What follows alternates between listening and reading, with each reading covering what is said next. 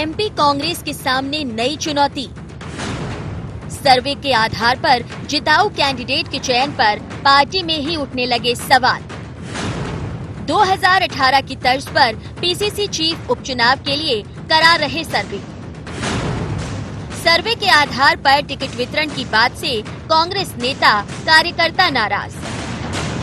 MP में होने वाले उपचुनाव को लेकर कांग्रेस ने भले ही कमरा बंद बैठक कर रणनीति बनाने के साथ ही चुनाव प्रचार अभियान की शुरुआत कर दी हो, लेकिन अब पार्टी के सामने नई चुनौती है। पीसीसी चीफ कमलनाथ के 24 सीटों पर जिताऊ उम्मीदवारों को लेकर कराए जा रहे सर्वे पर पार्टी के अंदर ही घमासान खड़ा हो गया है। पार्टी नेताओं ने सर्वे पर सवाल उठाना तेज किया। कांग्रेस में सबसे ज्यादा दिक्कत ग्वालियर चंबल इलाके में हो रहे सर्वे को लेकर है। कांग्रेस के नेता सर्वे के तौर तरीकों पर सवाल उठा रहे हैं। कांग्रेस नेताओं के मुताबिक स्थानीय स्तर पर एजेंसियों के द्वारा जो सर्वे हो रहा है उसमें वोटर्स और स्थानीय नेताओं की राय नहीं ली जा रही। ग्वालियर चंबल में कांग्रेस के बड़े नेता और पूर्व मंत्री डॉक्टर गोविंद सिंह ने भी उम्मीदवार चयन के लिए सर्वे को आधार बनाए जाने पर आपत्ति दर्ज करा दी। माननीय कमलनाथ जी प्रदेश अध्यक्ष हैं, वरिष्ठ नेता हैं, पूरे देश उनकी राजनीति है, उनके अनुभव के आधार होगा सर्वे के आधार पर सफलता मिलती हो तो उनका सर्वे कराना कोई अनुचित नहीं है। लेकिन मेरा कहना यह है कि सर्वे के बाद स्थानीय लोगों से भी सलाह मशवरा करना उचित होगा। राजनीतिक समीकरण कारण, सामाजिक और जाति समीकरण के बाद भी सर्वे बिगड़ जाते हैं। खासकर मुद्दा होता है आदमी की व्यक्ति की छवि और जनता में क्या सोच है उसके प्रति, उस पर ज़्यादा जोर देना उचित होगा, ऐसा हमारा मानना है। 2018 विधानसभा चुनाव में वक्त है बदलाव के नारे के साथ प्रदेश की सत्ता पर काबिज होने वाली कांग्रेस उपचुनाव में भी उसी तर्ज पर एक बार फिर से चुनावी मैदान में जाने की तैयारी में है। लेकिन सर्वे को लेकर मचे घमासान पर बीजेपी ने तंज कसा। क्योंकि कांग्रेस ने जीवन भर, जब से कांग्रेस बनी है तब से अपने लोगों को हलाल किया, इसलिए वहाँ सवाल खड़े हो रहे हैं। कौन किसको कैसे हलाल करेगा, यही तो कमाल होता है कांग्रेस में, इसीलिए सवाल खड़े हो रहे हैं। सवाल उठना, आरोप लगना, विवाद होना, चुनाव से पहले तमाम घमासान नजर आना लाजमी है। लेकिन पीसीसी चीफ कमलनाथ को भरोसा है कि 2018 का फॉर्मूला 2020 में भी कारगर साबित होगा। पर सर्वे पर सवाल से कांग्रेस की मुश्किलें उपचुनाव के पहले बढ़ती हुई नजर आ रही हैं।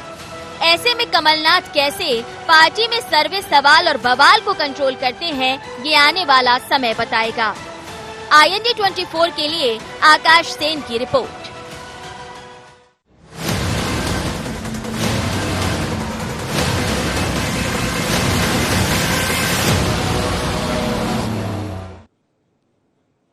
नमस्कार, शार्प एट 7 में आपका स्वागत है। मैं हूं आपके साथ मुक्ता पाठक। जी हां, हम बात करेंगे सर्वे, सवाल और बवाल पर। सर्वे वही जो 2018 के विधानसभा चुनाव से पहले कराया था पीसीसी अध्यक्ष कमलनाथ ने, वही सर्वे दोबारा कराया जा रहा है अभी 2020 में जो 24 सीटों पे उपचुनाव होने हैं। लेकिन यही सर्वे जो है वो सवाल खड़ा कर रहा है। और सवाल कहां? सवाल कांग्रेस के ही नेता कांग्रेस के अंदर से ही सवाल उठ रहे हैं और बवाल अब मचने लगा है, क्योंकि इसी सर्वे पे सवाल उठ रहे हैं, बवाल मच रहा है। कांग्रेस के नेताओं का मानना है कि इस सर्वे के आधार पे जो है टिकट्स नहीं बंटने चाहिए, उम्मीदवारों के चयन नहीं होना चाहिए। और इसी बवाल के, कांग्रेस में हो रहे इस बवाल का कितना फायदा बीजेपी उठाएगी आने वाले उपचुनाव में, तो आज हम इसी पे डिस्कशन करेंगे। हमारे साथ है स्टूडियो में हमारे editor in chief Sunil Srivastava ji, और फोन लाइन पे जुड़ गए हैं विवेक नारायण शेजवलकर जी जो सांसद हैं।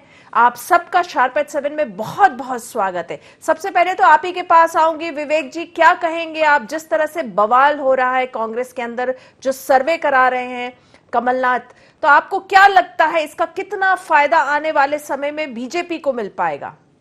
देखिए, सर्वे का कोई मतलब नहीं है, क्योंकि जिस तरह कांग्रेस में टिकट बांटे जाते हैं वो तो जो क्षत्रप है उनके हिस्से में टिकट कर दिए जाते हैं और वो टिकट बांटते हैं। तो मेरा तो मानना है सर्वे का कोई मतलब नहीं है। और आज जब अनेकों स्थानों पर यह भी देखने को मिला कि सर्वे में लोग आरोप लगाते हैं कार्यकर्ता कि सर्वे में तो मेरा नाम था, टिकट दूसरे को मिल गया। तो यह स्थिति कांग्रेस में है। इसलिए मेरा तो मानना है कि कांग्रेस कितने भी जतन कर ले, कुछ भी कर ले, आने वाले समय में चुनाव में उनको मुंह की खानी पड़ने वाली है। सर्वे का कोई फायदा नहीं होगा। हमारे साथ जुड़ गए हैं बालेंदु शुक्ला जो कांग्रेस से हैं। क्या कहेंगे आप? हम बात कर रहे हैं जिस तरह से जो कमलनाथ सर्वे करा रहे हैं, जिस तरह से कांग्रेस में सर्वे हो रहा है 24 जो उपचुनाव जो होने हैं 24 सीटों पे, तो क्या लगता है इस सर्वे के कारण जिस तरह से कांग्रेस के अंदर सवाल उठ रहे हैं, बवाल हो रहा है, क्या लग रहा है आपको? कांग्रेस के स्थानीय नेताओं का मानना है कि कांग्रेस में जो है इस तरह के सर्वे पे उम्मीदवार को टिकट नहीं देना चाहिए। देखिए, ये बवाल मच रहा है, मुझे तो नहीं लग रहा कहीं बवाल मच रहा है। लेकिन आप ये भी समझ लें कि सर्वे एक औपचारिकता होती है जिससे मोटे तौर से ये अंदाजा हो जाता है कि हमारे कौन से प्रत्याशी की क्या स्थिति है। लेकिन ऐसा नहीं होता है कि जो सर्वे में आता है उसी के हिसाब से ही टिकट नहीं मिलते। वैसे हमारे भाई विवेक नारायण शेजवलकर ने बड़ी अच्छी बात कही। उन्होंने कहा कि सर्वे का कोई मतलब नहीं होता है। ये सर्वे भारतीय जनता पार्टी में भी होता था और कई बार जिनका टिकट नहीं देना है उनको सर्वे के नाम पे उनकी गर्दन कट जाती थी। पिछले बार डबरा से जिस व्यक्ति को सर्वे के आधार पर टिकट दिया वो मात्र 58,000 से हारा था। अब जिस दिन उनका टिकट घोषित हुआ सबने मान लिया था कि बीजेपी ये सीट हारेगी और श्रीमती इमरती देवी ने उस व्यक्ति को 58,000 से हराया। आज कमलनाथ जी अगर सर्वे करा रहे हैं तो मोटे तौर से वो समझना चाहते हैं कि कहां पर किस प्रत्याशी की क्या स्थिति होगी। लेकिन ये ऐसा नहीं है कि मात्र सर्वे के आधार पर टिकट देते हैं। कार्यकर्ताओं से, संगठन से, विभिन्न नेताओं से चर्चा की जाती है, बातचीत की जाती है और उसके आधार पर अंतिम निर्णय होता है। मैं नहीं समझता हूँ कि इसमें कोई बवाल उठ रहा है। कमलनाथ जी ने ये जरूर कहा कि मैं सर्वे करा रहा हूँ, सर्वे का भी आधार रहेगा, लेकिन ये नहीं कहा है कि जिसमें सर्वे का नाम आएगा उसी को टिकट दूंगा। और मुझे तो कोई बवाल दिख नहीं रहा। आपको कहाँ लग रहा कि बवाल हो रहा है? चलिए, सवाल तो उठ रहे हैं। डॉक्टर गोविंद सिंह की ही बाइट अभी हम लोगों ने चलाई है जिसपे वो कह रहे हैं कि ठीक है सर्वे तो अपनी जगह है लेकिन नेताओं से पहले जो है राय ली जानी चाहिए। वो खुद ही कह रहे हैं, आपके ही नेता है डॉक्टर गोविंद सिंह, उसी इलाके के हैं। तो जो बात मैं कह रहा हूँ वही डॉक्टर गोविंद सिंह भी कह रहे हैं। उनका भी कहना यही है कि सर्वे आप जरूर कराइए लेकिन नेताओं से भी चर्चा कीजिए। तो ऐसा तो नहीं कि सर्वे के बाद नेताओं से चर्चा नहीं होगी। तो सर्वे चल रहा है, पूरा हो जाएगा तो नेताओं से चर्चा की जाएगी, संगठन से भी चर्चा की जाएगी।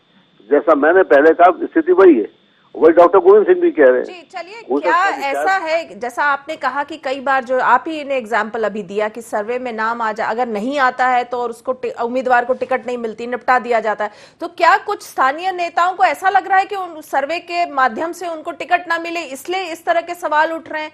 चलिए, आप कह रहे हैं बवाल नहीं हो रहा तो सवाल तो उठ रहे हैं, इसीलिए क्या सवाल उठाए जा रहे हैं? नहीं, सवाल क्या उठाए जा रहे हैं? डॉक्टर गोविंद सिंह ने कहा था कि डॉक्टर गोविंद सिंह बड़े वरिष्ठ नेता हैं, 7 बार चुनाव जीत चुके हैं, मंत्री रह चुके हैं, लेकिन बड़े दमदार नेता हैं। कई बातें वो कह देते हैं, शायद सीधे शब्दों में जोर से बोल देते हैं, लेकिन जो मैंने जवाब दिया लगभग जवाब उनका भी वही है। तो जो वरिष्ठ नेतागण हैं उनसे निश्चित ही राय ली जाएगी, संगठन से राय ली जाएगी, उसके बाद ही अंतिम निर्णय होगा। तो ये सवाल और जवाब और बवाल तो है ही नहीं कुछ भी। बवाल तो मचा हुआ बीजेपी के अंदर, जहां पर वहां के जो कांग्रेस से टूटकर बीजेपी में गए उनको टिकट दे दिया गया है। तो बवाल तो वहां मचा हुआ है और आप कह रहे हैं कि बवाल कांग्रेस में कोई बवाल नहीं है। बवाल तो इस समय भारतीय जनता पार्टी में बना हुआ है और उनको लग रहा है कि जिन कांग्रेसियों को पहले से टिकट दे दिया गया है उन्हें भारतीय जनता पार्टी का कार्यकर्ता स्वीकार नहीं कर रहा है। इसलिए वहाँ पर जो हमारे विवेक भाई ने कहा है कि शिकस्त तो बीजेपी को खानी ही पड़ेगी। चलिए विवेक जी, बालेंदु जी, आप लोग बने रहिए फोन लाइन पे। वक्त हो चला एक बहुत छोटे से ब्रेक का, शार्प एट 7 में हम जल्द ही हाजिर होते हैं ब्रेक के बाद।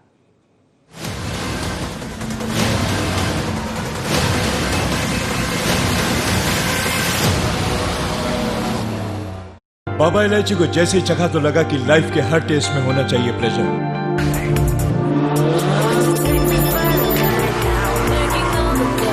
बाबा इलायची What's your pleasure?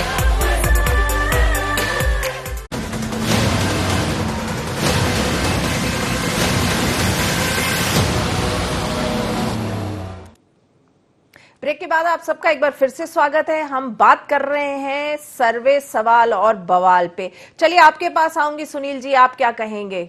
देखिए, सवाल तो उठ रहे हैं, हालांकि मान नहीं रहे हैं, कोई बात नहीं, लेकिन आप क्या कहेंगे? देखिए मुक्ता जी, सर्वे सर्वोपरि नहीं होता है, ये बात सही है, लेकिन पार्टियां जिस प्रकार से एक दूसरे के खेमेबाजी होती है, एक दूसरे नेताओं को अगर नाम काटने, जैसा कि हमारे जो साथी जुड़े हुए हैं उन्होंने कहा कि जब किसी का नाम काटने होता तो सर्वे को आधार बनाकर नाम काट दिया जाता है। और यही वजह है, चाहे कांग्रेस के हम सर्वे की बात करें, चाहे बीजेपी की सर्वे की बात करें, या बीजेपी की रायशुमारी की बात करें। मुक्ता जी, 2003 के बाद से बीजेपी में जितनी भी रायशुमारी हुई है, जिलाध्यक्षों से नाम मांगे जाते हैं, पैनल मांगे जाते हैं, पैनल भाजपा कार्यालय तक आते हैं, प्रदेश कार्यालय तक यहाँ चर्चा होती है, और अधिकांशतः देखने में ये आया है कि जिनके पैनल में नाम नहीं होते टिकट उनको दे दिए जाते हैं। तो सिर्फ ये एक आकलन समझने की कोशिश होती है कई कार्यकर्ताओं को, क्योंकि बहुत सारे तो सब अधिकांशतः लोग टिकट मांगते हैं, उनको संतुष्ट करने के लिए, शांत करने के लिए कि आपका सर्वे अभी पॉजिटिव नहीं है, आपके पक्ष में माहौल नहीं है, इसलिए दूसरे को टिकट दे रहे, आप काम कीजिए। तो कई तरीके होते हैं, लेकिन एक मोटा मोटा आकलन उस चुनावी क्षेत्र का लगाने के लिए सर्वे कराए जाते हैं कि मतदाता क्या सोच रहा है, किस प्रकार का प्रत्याशी अगर उतरता है तो वहां पर जीत मिलेगी। और क्योंकि सर्वे की बात जहां तक मुक्ता जी है, तो अगर सर्वे इतने सटीक, क्योंकि बहुत सारे सर्वे हमने देखे जो बहुत बेहद सटीक हुए हैं, लेकिन कई सारे सर्वे के जो सैंपल लिए गए वो फेल हुए। तो ये भी यहाँ पर मायने रखता है कि सर्वे किस समय किया जा रहा है, किस क्षेत्र में किया जा रहा है, किन लोगों के बीच किया जा रहा है, और सैंपलिंग का आधार क्या है। क्योंकि कई बार देखा गया कि लाखों की आबादी है या मतदाता है, वहां पर हजारों या सैकड़ों की सैंपल्स लिए गए और उसके आधार पर एक जनमानस बनाने की कोशिश की जाती है, एक सर्वे का नतीजा बताया जाता है, तो वो सर्वे अक्सर फेल होते हैं। लेकिन जहां तक सर्वे की बात है, कांग्रेस सर्वे करा रही है, और डॉक्टर गोविंद सिंह की जो चिंता है वो ये है कि कहीं विधानसभा 2018 के चुनाव के पहले जो सर्वे हुए थे और सर्वे के आधार पर ही टिकट दिए गए थे अधिकांशतः, तो उनकी चिंता यही है चंबल क्षेत्र को लेकर कि सर्वे के आधार पर कई जो उनके खास लोग हैं या स्थानीय लोग, जैसा कि उन्होंने कहा कि स्थानीय लोगों के नाम काट नहीं दिए जाएं, उन पर भी विचार होना चाहिए। सर्वे में अगर मान लीजिए किसी स्थानीय नेता का फीडबैक नेगेटिव आता है तो उसको ऐसा नहीं कि टिकट की दौड़ से बाहर कर दिया जाए। तो चिंता यही है कि कांग्रेस 2018 जैसा ना करे कि सर्वे को आधार मानकर ही टिकट तय कर दे और स्थानीय नेताओं को मौका ना मिले। बिल्कुल सही बात कह रहे। विवेक जी, आपके पास आऊंगी।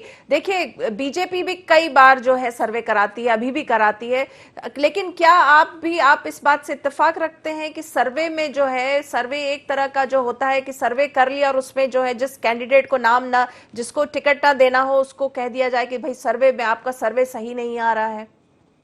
देखिए, मेरा मानना तो यह है कि अगर सर्वे प्रायोजित नहीं है और ईमानदारी से हो रहा है तो उसके जो परिणाम आते हैं या उसकी जो राय होती है वो सत्य होता है, और उससे सब नेता घबराते हैं। सत्य का सामना कोई नहीं करना चाहता, इसीलिए सर्वे का विरोध होता है।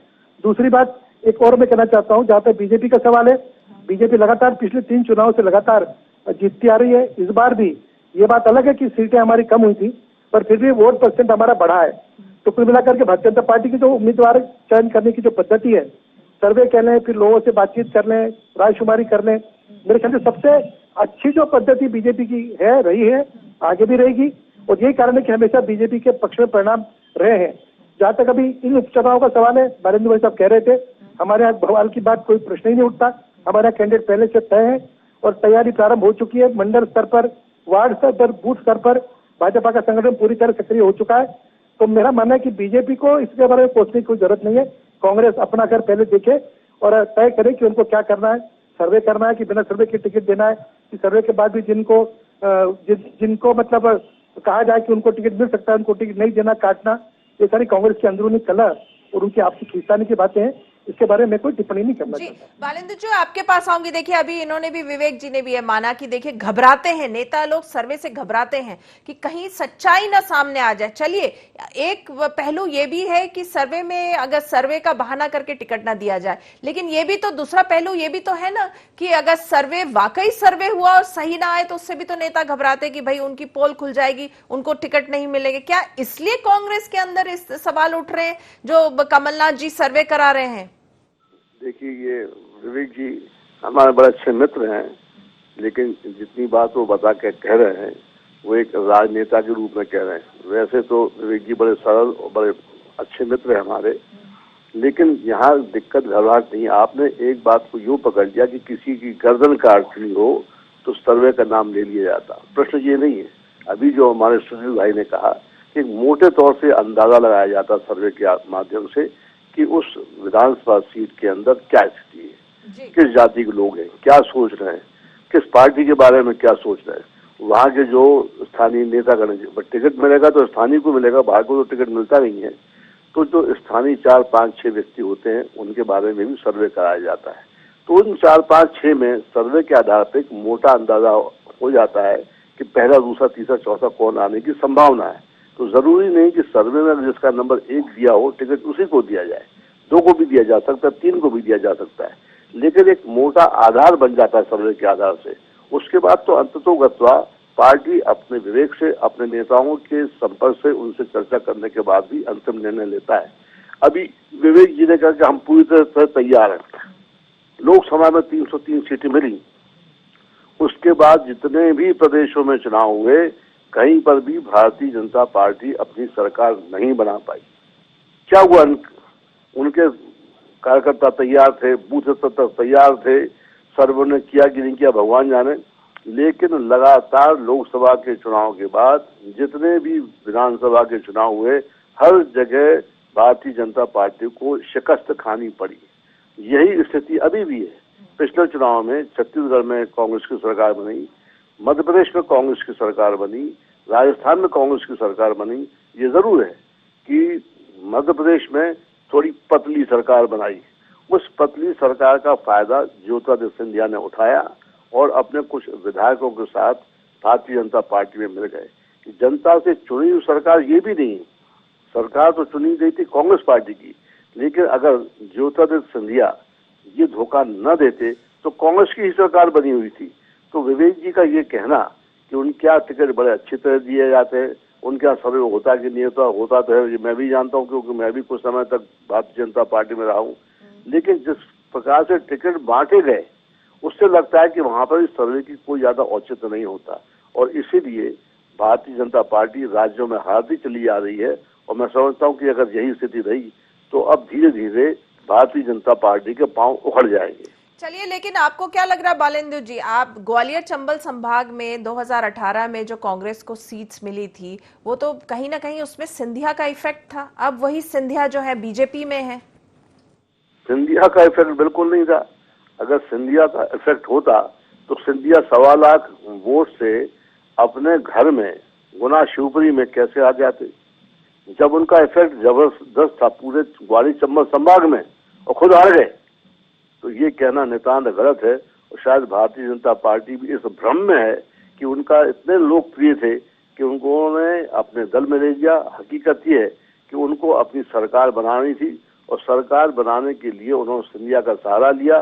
सिंधिया भी चूंकि चुनाव हार चुके थे तो वो भी अपनी लाज बचाने के लिए कुछ ना कुछ तरीका सोच रहे थे, इसीलिए ये 20-22 विधायक उनके साथ गए। लेकिन उनकी लोकप्रियता सामने आ गई है कि वो लोकप्रिय कतई नहीं थे।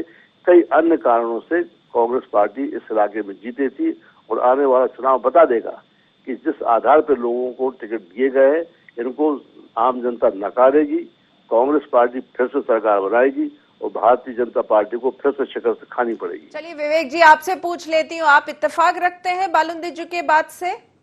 देखिए ये बात सिंधिया जी के आप लोगों की पार्टी में आने में कोई असर नहीं होगा, कोई फर्क नहीं पड़ेगा? नहीं, चंबल वाले संभाग का जहाँ तक सवाल है, यहाँ तो कांग्रेस मतलब सिंधिया, ये सीधा साधा गणित था।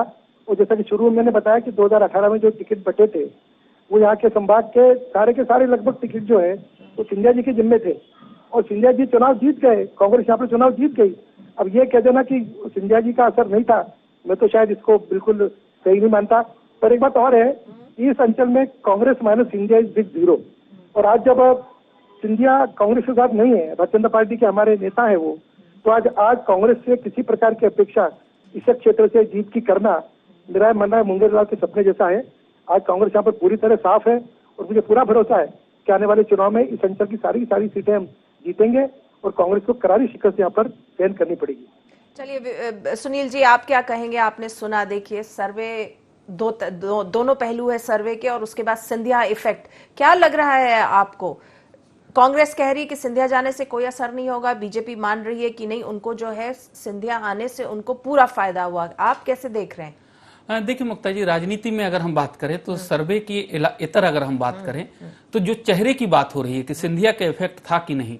2003 का चुनाव बीजेपी ने उमा भारती के चेहरे पे लड़ा।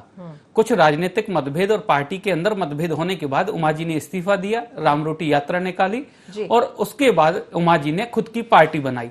पहला उपचुनाव जो था उमा जी के रिजाइन करने के बाद बड़ा मलहरा का उपचुनाव हुआ, जो कि उमा जी के लोधी बाहुल्य क्षेत्र है, जहां पर लोधी समुदाय, जहां से जिस समुदाय से उमा जी आती है समाज से, वो वोट बैंक अच्छा है। वहां पर उमा जी ने चुनाव लड़ी, कैंडिडेट उतारे, लेकिन पहला चुनाव उमा जी वहां पे वहीं हारी, घर की सीट पर ही हारी। और उसके बाद अगर हम बात करें तो उन्होंने खुद की पार्टी बनाई, भारतीय जनशक्ति की। कितनी सीटें मिली? क्योंकि उमा जी को भी ये लगता था कि उनके चेहरे पर ही बीजेपी चुनाव जीती है। लेकिन कई बार क्या होता है मुक्ता जी कि स्थानीय मुद्दे क्या हैं, किन मुद्दों को जनता ने सपोर्ट किया, क्योंकि 10 साल की दिग्विजय सिंह सरकार थी और उसके बाद उमा जी की कैंपेनिंग, जो संकल्प यात्रा थी और तमाम कैंपेनिंग थी उमा जी की, वो काम की गई करी। कुछ नाराजगी थी जनता में दिग्विजय सिंह सरकार को लेकर, वो भी काम की। तो ये माना जाए कि सिंधिया के चेहरे पर 2018 का चुनाव जो ग्वालियर चंबल में जीता गया, ये भी कहीं ना कहीं थोड़ा जिस प्रकार से राजनीतिक विश्लेषक के तौर पर कहना मुश्किल रहेगा, क्योंकि अगर हम बात करें कई मुद्दे थे। 15 साल की भाजपा की सरकार थी, भाजपा की कुछ कमियां भी थी, जिस प्रकार से क्षेत्र का विकास होना चाहिए वो विकास नहीं हुआ, कई स्थानीय स्तर पर नाराजगियां भी थी। तो इतनी सीटें जो जिस प्रकार से 2003, 2008 और 2013 में इतनी सीटें बीजेपी से कांग्रेस नहीं छीन पाई थी ग्वालियर चंबल में, जितनी 2018 के चुनाव में छीना। 2013 के चुनाव में भी ज्योतिरादित्य सिंधिया जी चुनाव अभियान समिति के अध्यक्ष थे, 2018 में भी थे। लेकिन क्योंकि मुद्दे महत्वपूर्ण हो गए थे, एक बीजेपी का जो टेन्योर था वो 3 बार का हो गया था, 15 साल हो गया था, तो जनता भी बदलाव चाहती थी, जनता का बदलाव का मूड था और यही वजह थी कि सीटें ज्यादा मिली। अब अगर चेहरे की हम बात करें, अगर सिंधिया जी के चेहरे पर चुनाव जीता गया या फिर कांग्रेस को सीटें मिली, तो अभी ये, क्योंकि अगर हम सर्वे की बात करें मुक्ता जी, तो कांग्रेस अभी तक 2 सर्वे करा चुकी है, तीसरा हो रहा है, आरएसएस भी सर्वे करा चुका और आरएसएस का भी कहना है कि नेक टू नेक, जिस सर्वे में बात आई है, नेक टू नेक फाइट है। चुनाव बीजेपी के लिए भी उतना आसान नहीं है, ना ही कांग्रेस के लिए। लेकिन बीजेपी के मुताबिक कांग्रेस के लिए ज्यादा मुश्किल है, क्योंकि 24 में से 24 सीटें कांग्रेस को जीतनी है, तभी कांग्रेस की सरकार इस सूबे में बनेगी। और बीजेपी को महज 9 सीटें जीतनी है। तो कांग्रेस के मुकाबले बीजेपी के लिए थोड़ा चुनाव सरल है। लेकिन कांग्रेस संघ और बीजेपी के सर्वे में दोनों में ही बहुत 18 सीटें लगभग मुक्ता जी ऐसी आ रही हैं जहां बीजेपी चुनाव हारने की स्थिति में है। तो उसकी तैयारियां लगातार चल रही हैं, चाहे हम वर्चुअल रैली के माध्यम से कहें, चाहे मंत्रिमंडल में जिस प्रकार से 14 लोगों को जगह दी गई और 8 लोग जो बचे हैं सिंधिया जी के साथ, उनको भी आप देखेंगे निगम मंडल या प्राधिकरणों में उनको जगह दी जाएगी मुक्ता जी, क्योंकि बीजेपी के लिए भी प्रतिष्ठा का चुनाव है, सरकार बचाने के लिए। बिल्कुल। चलिए विवेक जी और बालेंदु जी, आप लोगों दोनों का बहुत बहुत शुक्रिया, आप शार्प एट 7 में हमारे साथ जुड़े और हम चर्चा कर रहे थे सर्वे सवाल और बवाल। तो सर्वे पार्टीज कराती हैं, चुनाव से पहले कराती हैं, और इसके 2 पहलू होते हैं। एक, जब उनको किसी कैंडिडेट को टिकट ना देना होता है, और दूसरा जो कमलनाथ करा रहे हैं, क्योंकि उनको 2018 में इन्हीं सर्वे से लगातार वो सर्वे कराते रहे, उनको सफलता मिली। तो कहीं ना कहीं उनको लगता है कि उनको सर्वे, वो अभी भी सर्वे कराएंगे और उसी हिसाब से शायद वो टिकट वितरण करेंगे। इसलिए कांग्रेस के अंदर बवाल मचा हुआ है कि कहीं स्थानीय नेता या जो पुराने नेता उनको जगह ना मिले। तो 24 विधानसभा सीटों में जो उपचुनाव होना है, तो उससे पहले इस तरह के मुद्दे रोज कुछ ना कुछ आते ही रहेंगे। तो शार्प एट 7 में फिलहाल इतना ही। आप बने रहिए IND 24 के साथ। नमस्कार।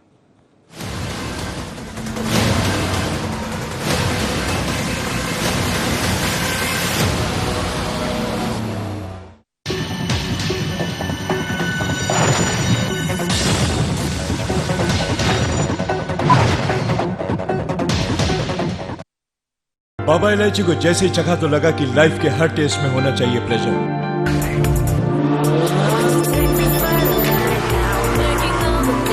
Baba Ilaichi, what's your pleasure?